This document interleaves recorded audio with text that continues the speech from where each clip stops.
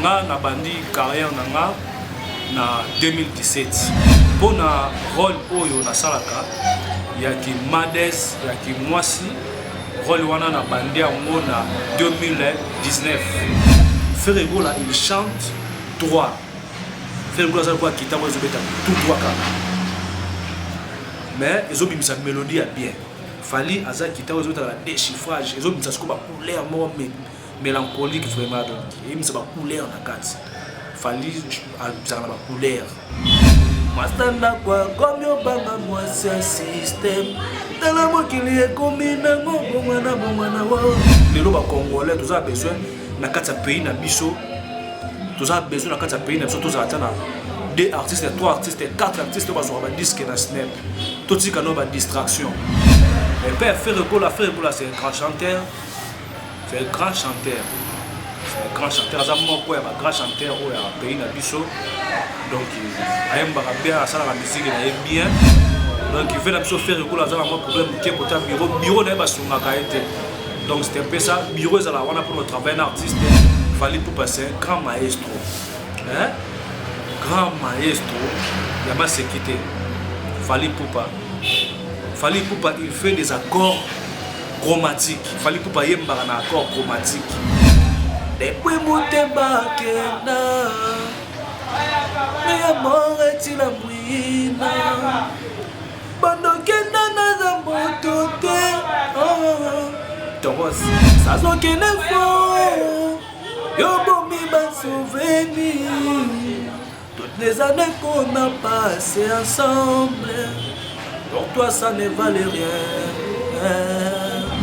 il y a un bureau faut ça pas conseiller pas conseiller vieux pour amata tu vois pas que vieux azo tikala un peu local le mon conseil monsieur on peut ça souvenir à ça la type de ça là que partout que nous sommes bêtis que on a type à 10 ans 15 ans 20 ans pour la rater so comique à place on bêtis type pour sentir que vous êtes type pour nous vraiment na sepela bana ko sepela mingi na trio da Soufa donc la sepela ba humoriste c'est surtout ya RDC mais pour moi ba meilleur humoriste c'est parce que trio da Soufa va venir muso badanga mutu oyo na zwa occasion ya kuta naye pe ya ko tourner naye ezana da master parce que la zwa ka proposition moko boye tout ça ne bato bando senga tout ça tanti aujourd'hui est-ce que vous ça la moi Dieu mo nana da master on a dit oui pourquoi pas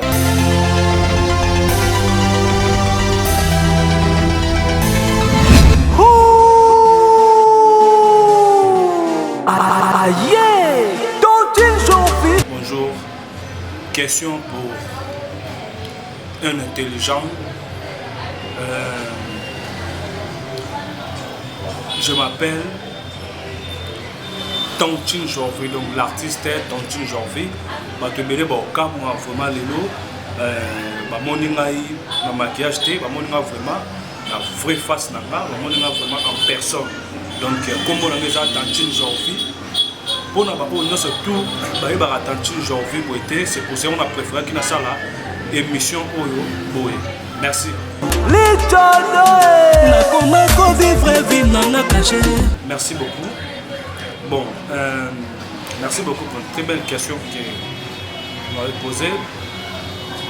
Nga na bandi carrière nanga na 2017. En 2017, et pas le président Junior Makwale, la PC Bambo te place à Zali en passant.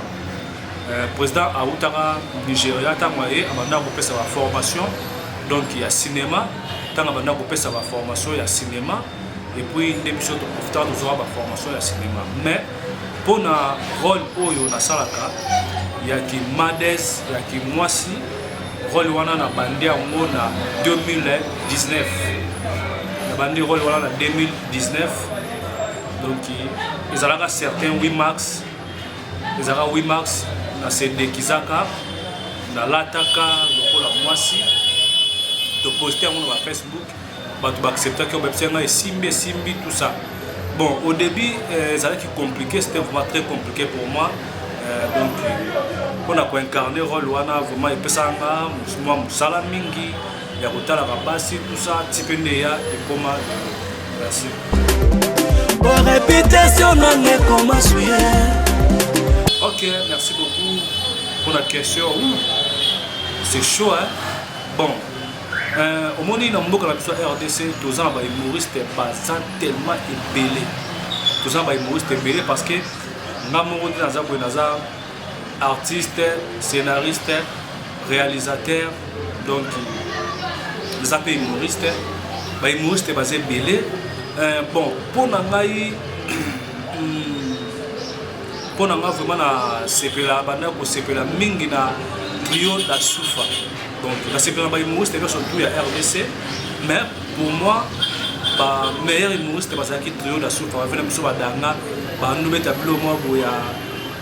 libumu jalousie ba bilo wana donc bana pena ko sala bien quoi. Yango pe même si eza ba idole biso to la bilelo ko sala théâtre comédie puis toujours combiner ngo na musique.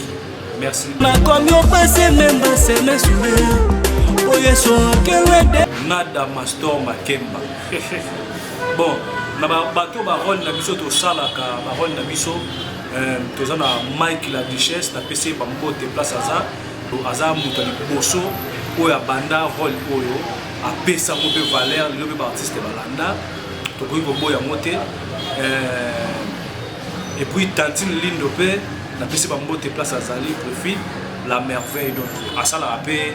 ma rôle au biso to ça la bon Nada Mastor na très bien na bateau nous on attend ba kombwana mutu oyo na zwa occasion ya kuta naye pe ya ko tourner naye eza Nada Mastor parce que na zwa ka proposition moko boye tout ça ne bato bando senga tout ça tant j'ai envie est-ce que vous ça la moi Dieu mo na Nada Mastor na bi oui pourquoi pas tout ça bonjour na binoté to ça mbote amnoté pour toi kanda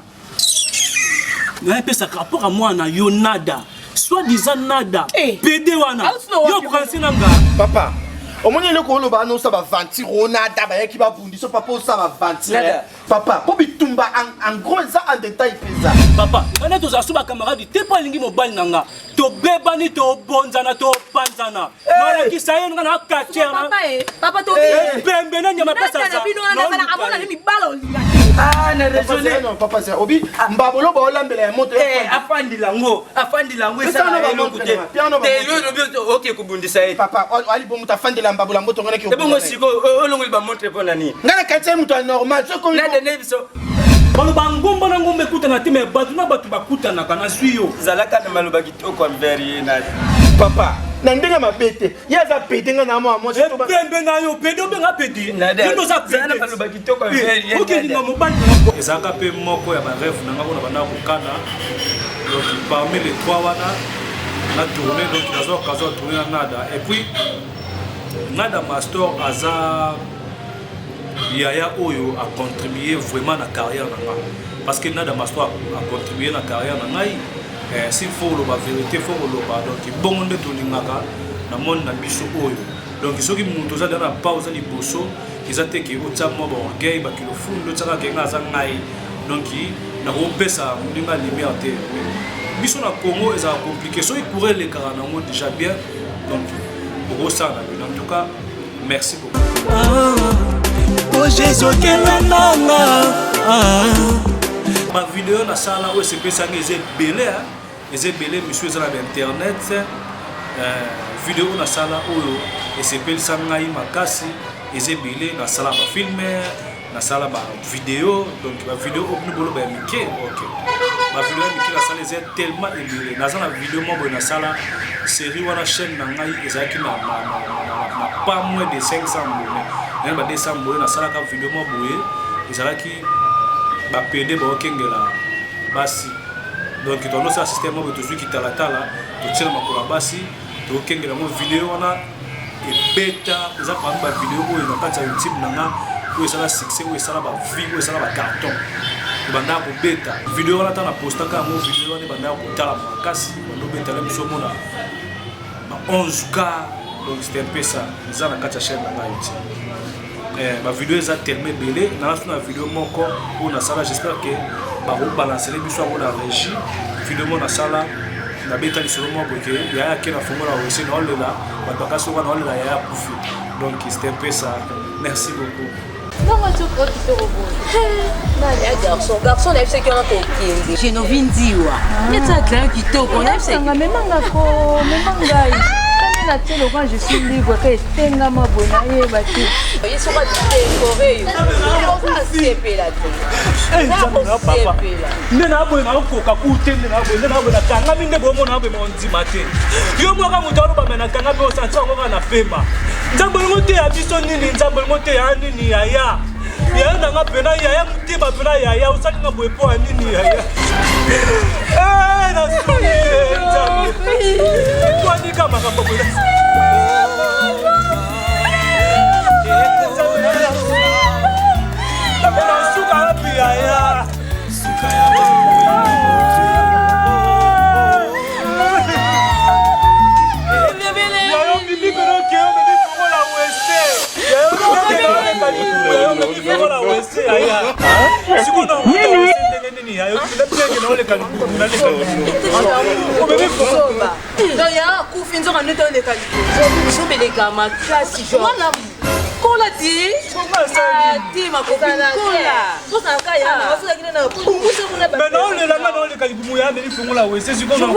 attention.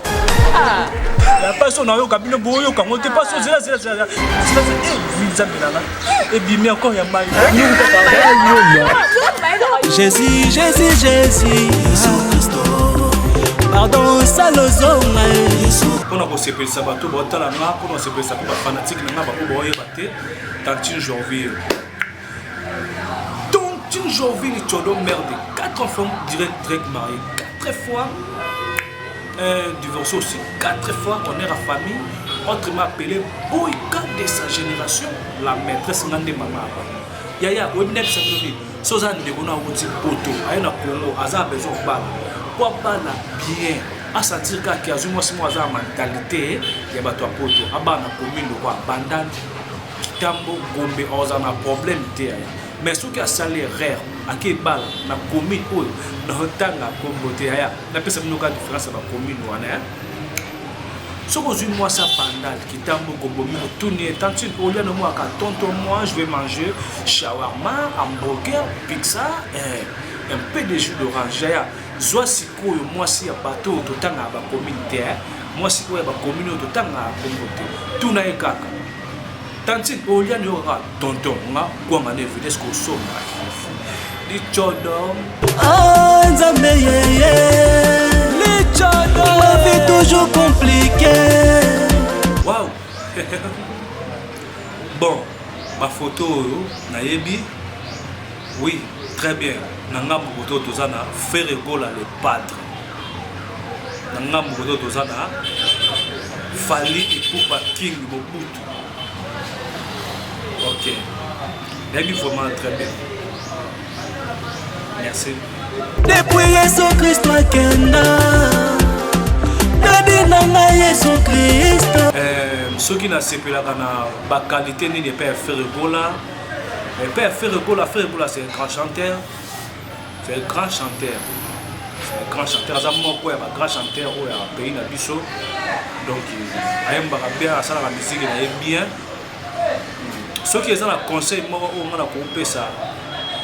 Vieux dans le mois de net pour le respect. Ceux qui ont un conseil, on a coupé ça. Vieux vraiment. Bon, pour nous, na mona net via za na moi problème ke kota bureau donc il veut la faire recours za na moi problème ke kota bureau na ba sunga kaete donc c'était un peu ça bureau za la wana pour notre travail d'artiste bureau za la wana pour notre artiste ba conseil mo ya malamu bureau ne sala ke pour artiste évoluer bureau dans ce bureau travailler bien tes artiste a pour évoluer vraiment bien te nga pour na bana ko sepela mingi tamu vieux tamu les padres à Bandaka, à bêta album qui est derrière toi, c'était waouh tokos. T'as pas dit bêta, mais par rapport à l'album sous la santé qui moi différence c'est ça qui est par rapport à travail ou à pesaka biso na qui est derrière toi, na travail oyo à comment pesa lelo donc il y a un rôle que bureau fait ça la pas conseiller pas conseiller vieux pour amata. Tu vois pas que vient à Tikala un peu local. Et le mon conseil, monsieur, on peut ça soulever à ça la type, de ça la partout que nous sommes bêtis que l'on a dit 10 ans 15 ans 20 ans pour la rater so comme en place on bêtis type pour sentir que vous êtes type donc c'est un peu ça conseil moi on appelle ça vraiment V avec un peu pour booster en plus à la ligne en plus à la mise en jour à l'élo parce que soit mais quand dans le système au kala et ça la bien dit donc baninga boyana kisika yo ndo makikala au sentir bando consommer au pena mingi te ba moto ndo sala e bando pesa ka lo ba tukanda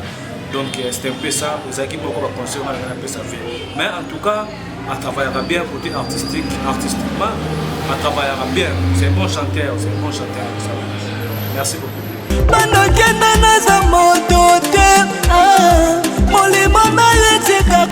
merci beaucoup pour une très belle question. Pour Fally Ipupa King Mobutu, il y a kolobeza mingi pour na vena biso Mobutu. Moni Fally Ipupa a bandi carrière en 2006, abimiti l'autre en 2023. Donc aza moko oyo tozana na kati ya Congo présentement oyo défendre mboka na biso azoke bunda contre 50 Nigériens moko boye moko contre ba Tanzanie contre ba Tibila zaka ye moko donc ba kombeza en gros ya zaka moko ba kombezo ila en gros donc talaka abeti ba stade des martyrs concert ya stade des martyrs et ça la raconté ba artiste ya génération oyo ya 5e génération ya génération oyo etika yo pour abeta concert à stade des martyrs nani obeta donc bazele kaka via beti ta Fally beti no moni a débloquer mo ba tout ba ko beta donc c'est un peu ça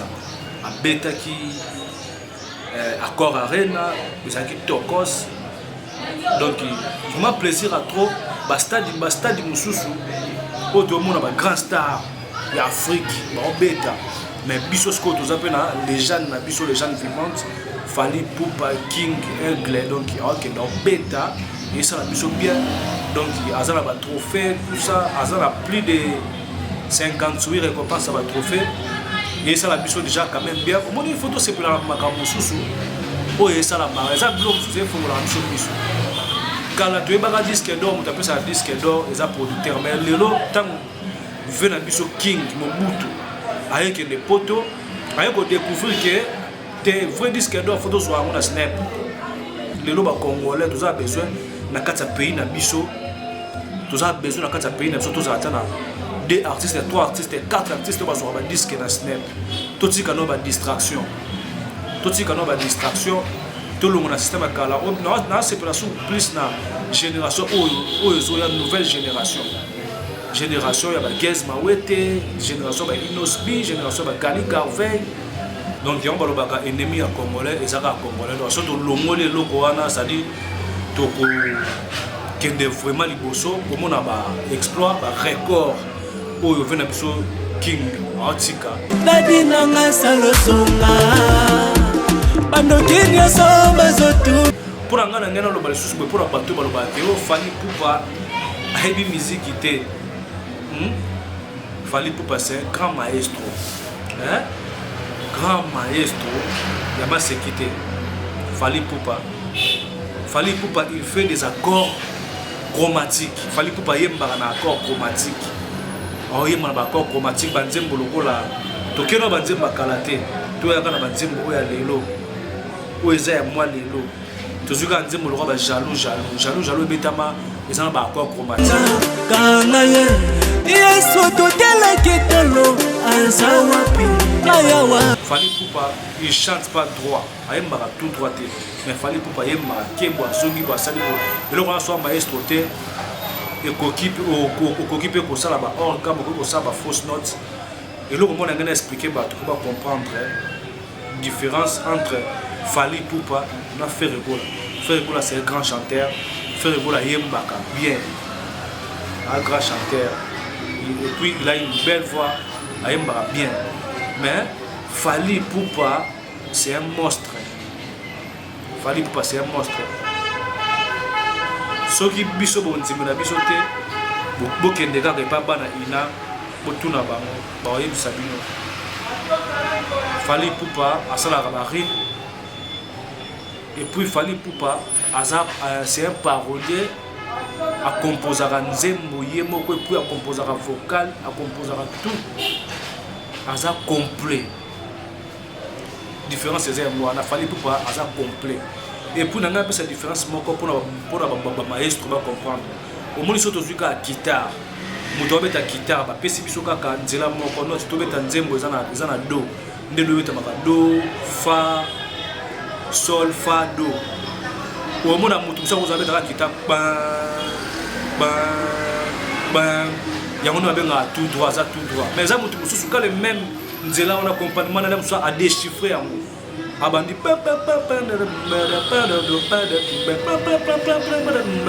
so ozwi guitare oyo babetala badéchiffrage na oyo ezobeta tout droit même so oyebi miziki te so esino na bango mibale nani wabeta bien oloba te ye opona oyo aza badéchiffrage opona ye opona oyo wabeta tout droit te différence eza yango wana eza lokola fali aza lokola guitare oyo ezobeta na badéchiffrage guitare oyo ezobeta na déchiffrage bazodéchiffrer donc Frère Egola il chante droit Frère Egola aza lokola guitare oyo ezobeta tout droit kaka mais ezobimisa mélodie ya bien fali aza guitare oyo ezobeta na déchiffrage ezobimisa siko bacouleur moko mélancolique vraiment donc eyebimisa bacouleur na kati fali azala na bacouleur et puis donc il y a un peu ça kaka vraiment en tout cas prochainement tout le vraiment bien merci tellement triste et consolable ata molili yoko batelanga moi morceau moko ya Frère Egola oui dès que tu pas Frère Egola moi morceau moko ya Frère Egola ana mama kala konki na liango mwakala betisanga tuna shetemba pa boska yeme ana mama kala konki na liango mwakala okotanga tina makila singa yo moto sekisaka nga na butu badikidiki osalaka nga nzinga ye soki nala lelo na loketo na ngai ya zizezinga zala nanu nesika na ngai oyo komi ochange ata ezaleli na yo noki bazolukanga makasi netawa bademo batelemi moi morceau moke afali pupa nakoma kovivre vi nanga kashe bo réputation nanga ekoma suye nakomi obate meme basemesule obolingo selwe nanga Adolphe qui est loin de moi M'aider Bati vraiment c'est belé aujourd'hui va bloquer le combat ça zo kene fo yo bomi ba souvenir toutes les années qu'on a passé ensemble pour toi ça ne valait rien tundum tundum tundum ah tundum tundum ah tundum ah babotolinga babete wo babotolinga bagrande ye souci ye général comme yo katela likili sali jusqu'à ce que l'équili ya lobane repos mwasanda kwa comme yo banga mwasi ya système tala mokili ekomi nango bomwana wo kadi ezanga fonction o tina te o adekta motape ezanga pouvoir tina te o na la vie kesi asama mokokoli ya manga basundola na fulu jamais koreuse onango ya kobota nzete jaja na baya kesi malgré nyonso tosalanga jaja na baya kopesa yo lofanga donc c'est-à-dire banzembo eza ebele nga moko mpe lisusu tantine janvier mpona otaki kobalusa ya ve nanga dicap eza déjà na marché to consommer mpoka te clip nango ezoya nabetaki mayday version ya afro eza nabeteli version ya nzambe taki comédien nakoma kovivre vi nanga caché po réputation nanga ekoma suye nakomi opase même baseme soule po yesu oke loin de moi po jésus oke loin nanga Jésus, Jésus, Jésus, Jésus Christo. Pardon, salozonga, Jésus Christo. Ah, Nzambe, ma vie toujours compliquée. Depuis Jésus Christo a kenda. Dade nanga Jésus Christo. Bando kenda naza motote. Molimo na ya tika kondima na nga na defo. Nadi nanga salozonga.